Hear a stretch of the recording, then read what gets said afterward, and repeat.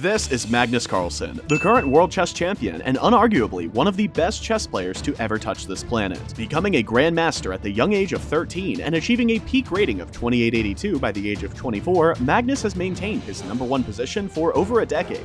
In fact, the chess prodigy is so dominant that he holds all 3 world championship titles in classical, rapid, and blitz formats. As expected, Magnus was on the verge of winning his 4th World Rapid Championship with a solid 7.5 points out of 9, taking the lead. Unfortunately for Magnus, things were about to take a turn for the worse. In round 10, he was paired against 17-year-old prodigy Nodirbek Abdusattarov. The Uzbek grandmaster, who was ranked 2nd with 7 out of 9 points, had been performing exceptionally well and had defeated super GMs such as Fabiano Caruana and Levan Aronian in the same tournament. Magnus was well aware of Nodirbek's capabilities, especially since the teen had given Magnus a heck of a challenge during the World Blitz in 2019. Despite Magnus's countless encounters with chess geniuses, this match would drain him, both mentally and physically. After the players settled at their boards, they gave each other a strong handshake and started their clocks. Nodirbek starts by moving his pawn to c4. Magnus takes a few seconds to get comfortable and follows with knight f6. Both players develop their knights, and the game transposes into the English opening, specifically the Nimzovich variation.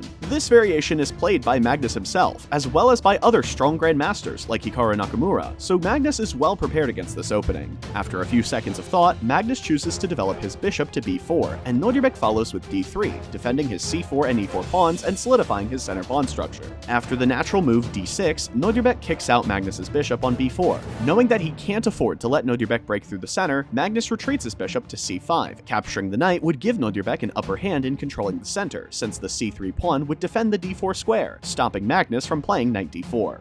Also, this would help Nodirbek play d3, d4 in the near future. So, after bishop c5, Nodirbek plays b4, kicking the bishop once again with tempo, and Nodirbek plays knight a4 to get rid of Magnus's bishop pair. Since losing the bishop pair is inevitable, Magnus continues developing the rest of his pieces. Nodirbek happily exchanges the knight for the bishop, and follows by fianchettoing the dark squared bishop. After trading off another piece, Magnus finds the clever knight d7 maneuver, with the idea of bringing his knight to a more effective square on e6, where it can control the d4, f4, and g5 squares. Nodirbek plays g3 in order to activate his light squared bishop, and Magnus responds with queen to f6, offering Nodirbek a queen trade. Nodirbek is well aware of Magnus's ability to trick his opponents, even in simple endgame positions, so he respectfully declines the queen trade, and simply retreats his queen to d1. A couple of moves are played, and Magnus realizes that if he wants to beat Nodirbek, he will need to launch a kingside attack to create an imbalance in the position. So, Magnus pushes his pawn to g5, next preparing h5.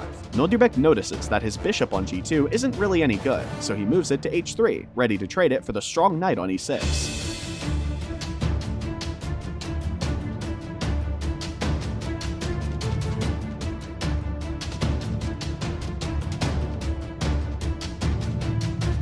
Here, Nodirbek plays f4, striking at the center. Magnus decides to open up the g-file by capturing the pawn on f4, but Nodirbek confidently recaptures Magnus's pawn, knowing that there are no immediate threats to his king.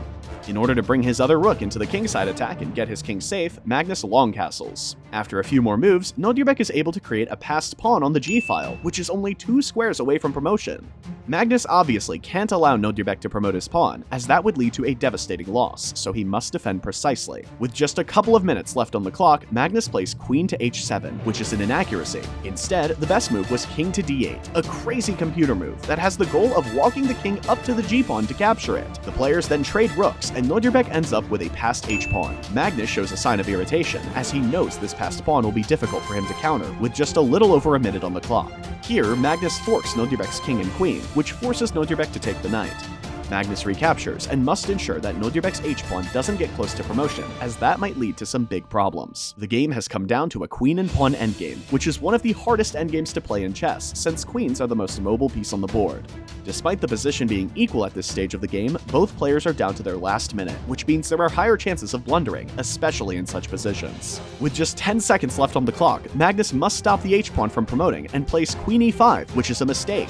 Fortunately for Magnus, Nodirbek misses the winning move, queen d1 check, and now the game is equalized. Since Nodirbek is an inch away from promoting, Magnus must do whatever he can to get perpetual checks. At this point, Magnus runs out of useful checks and has to hide his queen in front of the h-pawn. Nodirbek takes this to his advantage and slowly corners Magnus's king. Though still a drawn position, this game would soon come to an end. With just 3 seconds left, Magnus plays b4, a terrible move that allows Nodirbek to deliver a beautiful sequence of checks, resulting in a queen trade. Because Nodirbek's pawn is much closer to promotion than Magnus's pawn, he would win the game after the queen trade. Magnus resigns, accepting defeat, and firmly shakes hands with Nodirbek, acknowledging his outstanding performance. This victory for Nodirbek was crucial as it motivated him to dominate throughout the rest of the tournament, going on to defeat Yam Nepomniachtchi as well as draw other top GMs, and soon claim the title of the 2021 World Rapid Champion.